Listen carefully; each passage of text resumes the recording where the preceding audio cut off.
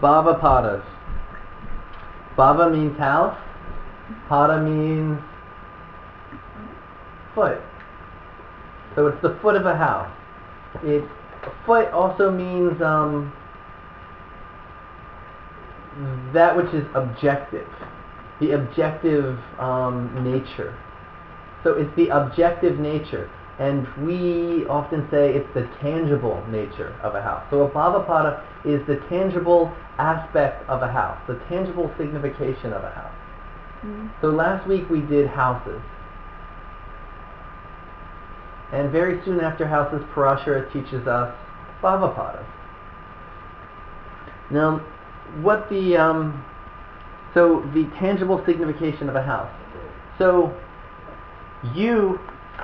the lagna is you. The tangible aspect of you is what people are able to take and tangibly conceive of you. So there's who you are, Jane, and then there's what people think who you are is. What people think of you, is that really what you are? No. A little bit, right? Oh, yeah. A little bit. There's a little bit of truth to it. Sure. But not really. Because if you change your clothing, all of a sudden they think different things about you. Mm-hmm. So it's not truth in the level of something that is unchangeable truth. But it's truth in the level of something that is an image that can be changed relative to people's perceptions. And perceptions are never really true. They're always, through a filter in our mind. So a Bhavapada is what, the lagna is you physically, what your body is like, what your personality is like. The Bhavapada of the lagna is what people think about you. If we look at the fifth house is children. So, but that's going to show the actual aspect of children. The A5 is going to show what people think about your children, what you think about the children, how the children are perceived. A5 is also intelligence. How do you perceive intelligence? How do you perceive intelligence? Yeah. How do you know if someone's intelligent or not? Well, how do you perceive their intelligence? Watch how when I grow a big beard and I wear like shaggy clothes, people think I'm some dumb guy on the side of the street, Until they look in your eyes. Nah. Communication. So would the A5 be what you think of your own intelligence or what other people think of your intelligence? It's more what other people are thinking. Okay. So, I'm sorry, It's what's showing. Like, for example, a degree from a university. Hanging on a wall. I have degrees from a university. I don't hang them on the wall. I have no, But when you walk into a doctor's office and you see those degrees hanging on the wall, that's his A5. So would his A5 be in like a Kendra because he wants to show it to the world? Well, it's not that he's showing it. He's got something nice to show. Right. So this is a strong, beneficial A5. But conceptually, that's what the Bhavapada is that which is arising from the house, that we can see about that house. Okay? So how do we calculate the Bhavapada?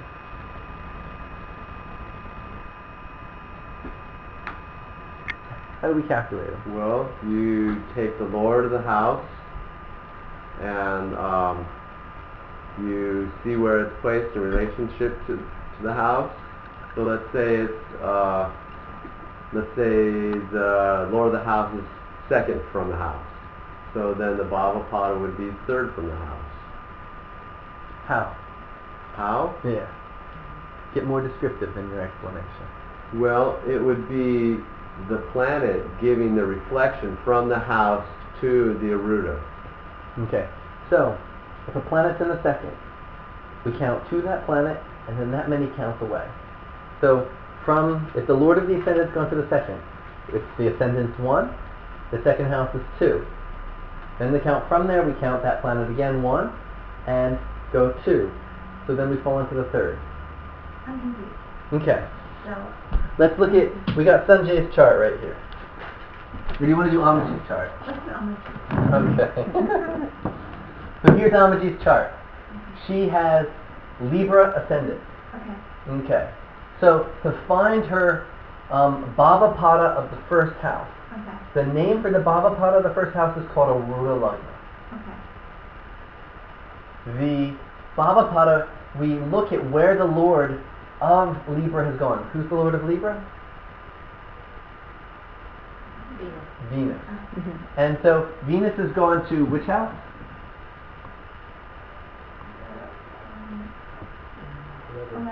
11th house. Good. So we count 1, 2, 3, 4, 5, 6, 7, 8, 9, 10, 11. And then again, 1, 2, 3, 4, 5, 6, 7, 8, 9, 10, 11. You see that, AO? That's the image of the first house. So this is what people think of Amma. Look at what planet it's conjunct. Jupiter. In the 9th house. You think people think she's a wonderful guru? Yes. People think she's a wonderful guru. Right there. Okay? But she's really Venus and Mars.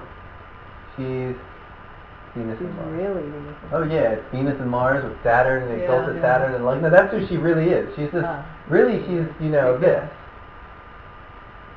But this is what people think of her. Okay? So you go to your ascendant, your lagna, and then the Lord. We do this from every house. Oh, you can do it from every. Every house.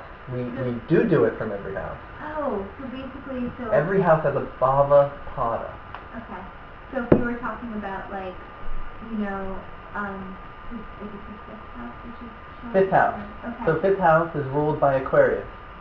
Now, this brings up an interesting factor. Who rules Aquarius?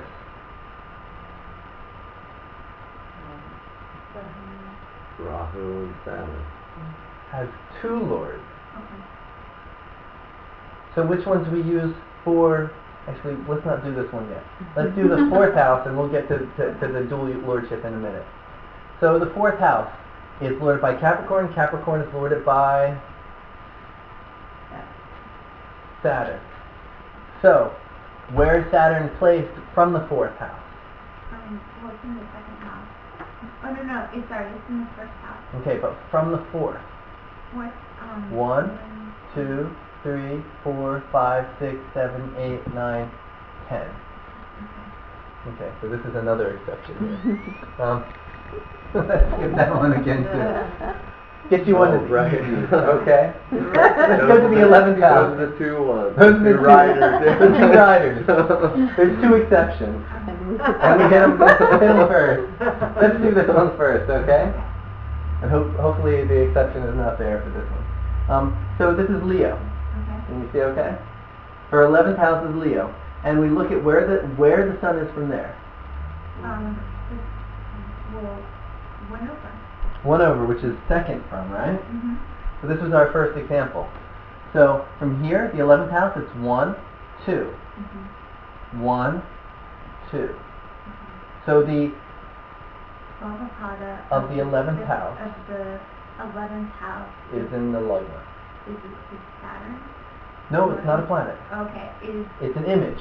Okay. Is what is occurring in So that? right there is written A11. Okay. Oh, because that's the The Bhavapada. image. Yep, the Bhavapada of the 11th house. Oh, that's what all the little A's mean. That's what all the little A's mean. Okay. So, Yes. just in case of Amachi, like we have Arudha Lagna with Jupiter and she has students with Guru, but if you look at Rama and Mars chart, Arudha Lagna comes with Rahu and Sun. And there's no. Yeah. So, but how do we explain the perception there? What's Rahu's sun? What's that yoga? Rahu's sun is Dakshinamurti yoga. So the big debate is he Dakshinamurti or is he Kartikeya incarnate? And there's 2 different schools. Some say he's Dakshinamurti, some say he's Kartikeya. Look at his lagna.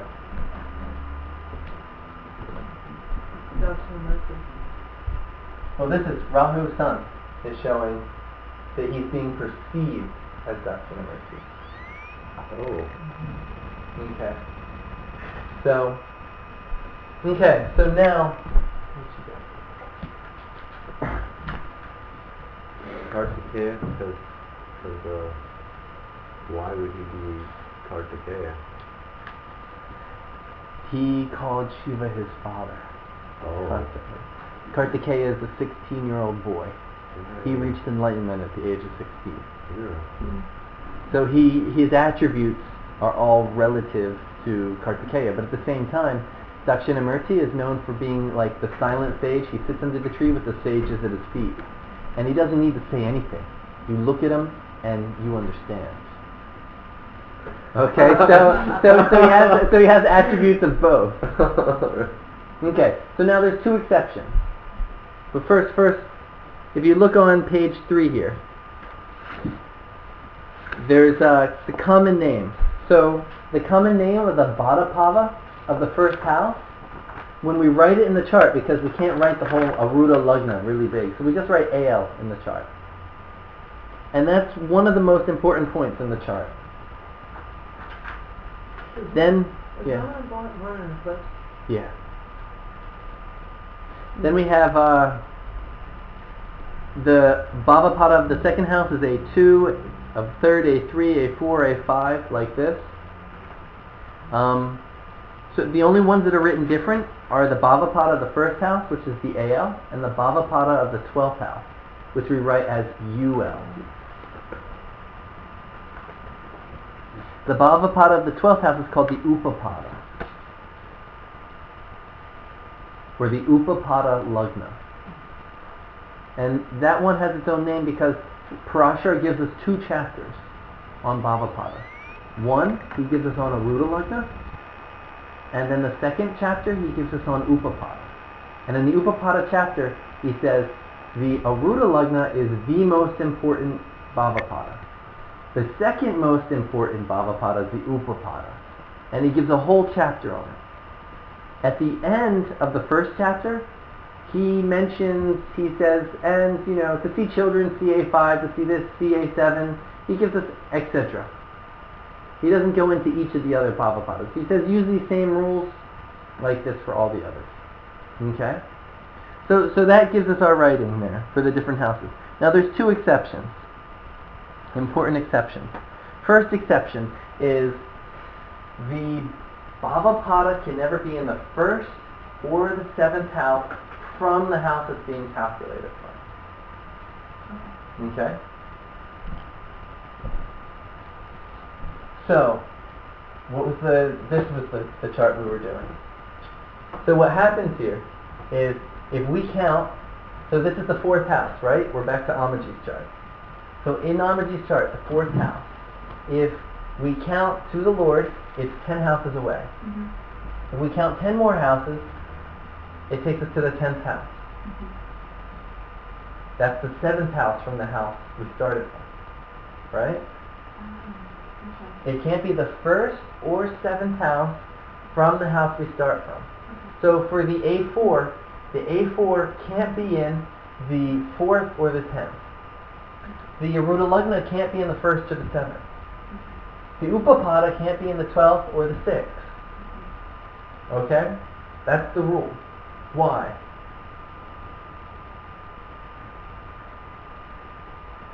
Why does Parashara say this? Why does Jaimini say it as well?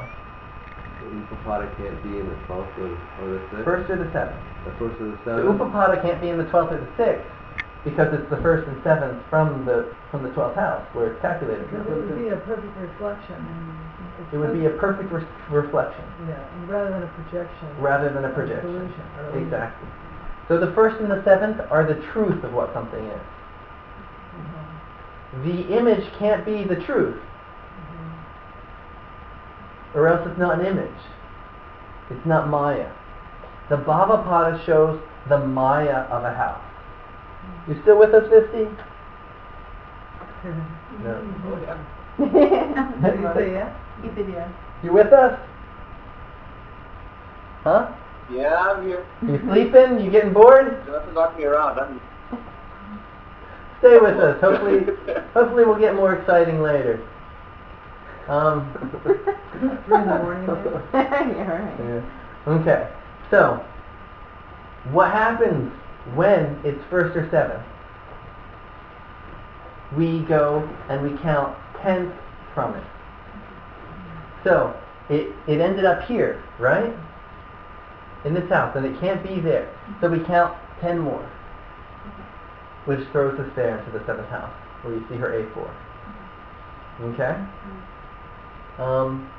So that's the exception to the rule.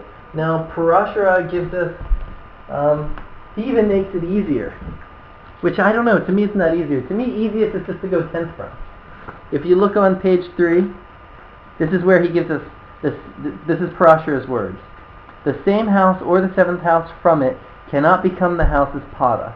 Therefore, when the pada is in its own house, the 10th house from there is perceived as the pada. To me, just to go the 10th from is the easiest way. So he means own house or the opposite. Own or the opposite, yeah. Then he gives us another verse. If the Lord is in the 4th house from it, then the 4th house becomes the pada. When the Lord is in the 7th house from the pada, it's the 10th from the original. He sits down and gives us each situation where it will end up becoming the 1st and 7th house. I just remember take it 10th from. It's the easiest thing. Hey, Visti. Yeah, man. Why does it go 10th from? Oh. Yeah. I just wanted to comment on what you said before. Yeah. What Parashara says is, if the Lord is in the 1st or 7th, put the arudha in the 10th. If it's in the 4th or 10th, put the arudha in the 4th. Mm-hmm. That's what he says. Mm-hmm. What you said about it's easiest to put in the 10th, that's the easiest way, yes. Yeah, you just go 10th from where it ever ends up. It's the principle Exactly. underlying. But why do we put it into the 10th from? Even challenge. Man, you got me there. What's the highest Because point? it's your outer image. When do we use the arudha the most? To determine how you appear in your work situation. 10th house is reputation. Right? Actually, we use it to see the manifestation of something. So, the actual manifestation of anything is going to be when there is a lack of a Maya in the Satya, which we're referring to in this case. We put in the 10th house because the 10th house is the seat, it's the simhasana, it's the throne. It is the arudha. Arudha means mount, that which is mounted upon everything else. It is. That's the real meaning of arudha. It's the main meaning, yeah. That's why in this parampara we actually prefer to say arudha instead of pada. You know, though, I've just been reading so many scriptures lately, and 90% of the scriptures say pada. So it's just become much more colloquial to me to say pada instead of arudha. Only in the nadis do they really call it the arudha. If you're going to study the scriptures, The nadis call it if you're going to arudha. study the scriptures, you should learn to use pada. Yeah. The general scriptures. And if you're going to study graha rudas, they'll use arudha. Yeah, and it's really primarily the nadis that call it arudha. Parashara, Yes. he mentions, I think he calls it arudha once or twice, but his general usage of it is as pada. So 10th, it's the natural throne. It's that which is the natural reputation of something. It's the natural, when we look at the arudha lagna, that's going to show our reputation, what we become known for. The 10th house is that which naturally shows what we become known for. Okay. So, why do we see the first spouse from the Upapada Lagna instead of from the A7?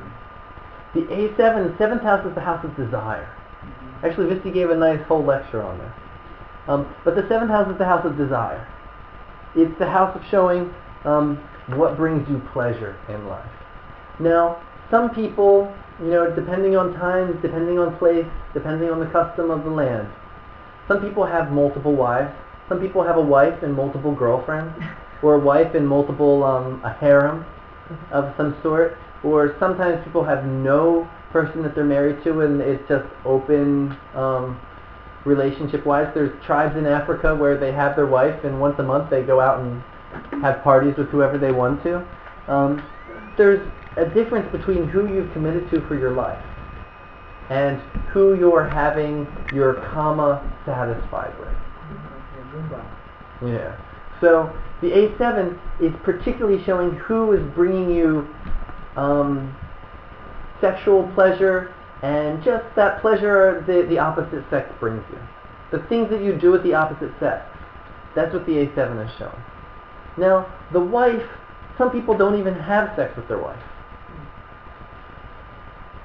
Some people have moved beyond that, or, so there are different situations. So the Upapada shows it's the 12th house. There's many different ways to look at it. One, you can say it's who you sleep with every night. Mm-hmm. You can say it's 2. It's the one next to. The way Parashara says Upa means next to. So it's the one that's always next to you. You might go out and have pleasure with this or pleasure with that, but the Upapada is the one who's always next to you. Mm. The 12th house is also the house of giving. And when we start talking about Upapada remedies, which I'll be lecturing on this summer, the main thing about the Upapada is giving. Mm. The main thing to make a marriage or a serious relationship work is giving. If the person doesn't give, the relationship will fail. And so relationship is not about taking, it's about giving.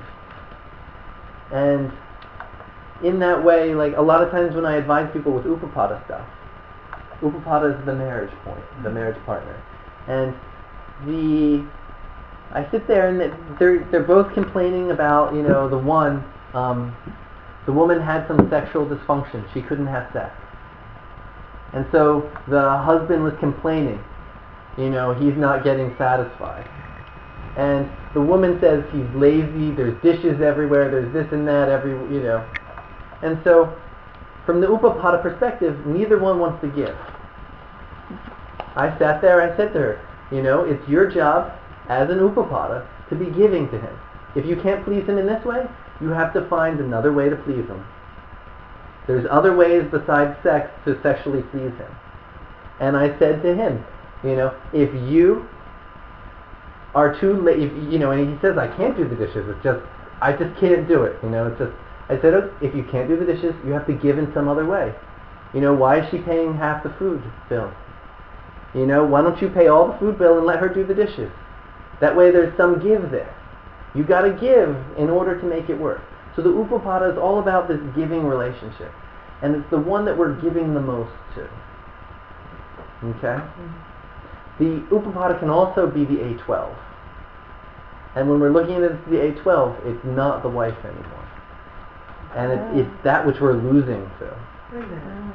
There's an A12 and an A12? It's the same thing, but if you look at the list where there's multiple names. Okay? So look for example at the A6. The A6 can be the Satrupada. It can be the pada, the image of the enemy, those who fight you. It can be the Roga Pada. Roga means disease. It can be the image of diseases you have. The A6 can also be Matula Ruda. Matula means your uncle. How's the 6th house the uncle?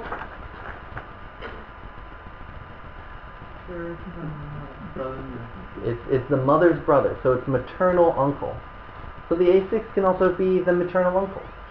And there's one combination that says if Saturn and Jupiter are conjunct the A6 and it's in such and such a good place, that the uncle is spiritual and attains Brahmaloka when he dies. The Saturn and Jupiter conjunct is called Brahma Yoga. He attains Brahmaloka after he dies and being spiritual. So in this way, depending on what we're looking at from that house, we can change the name of it. And by just saying the name, we talk about what we're looking at.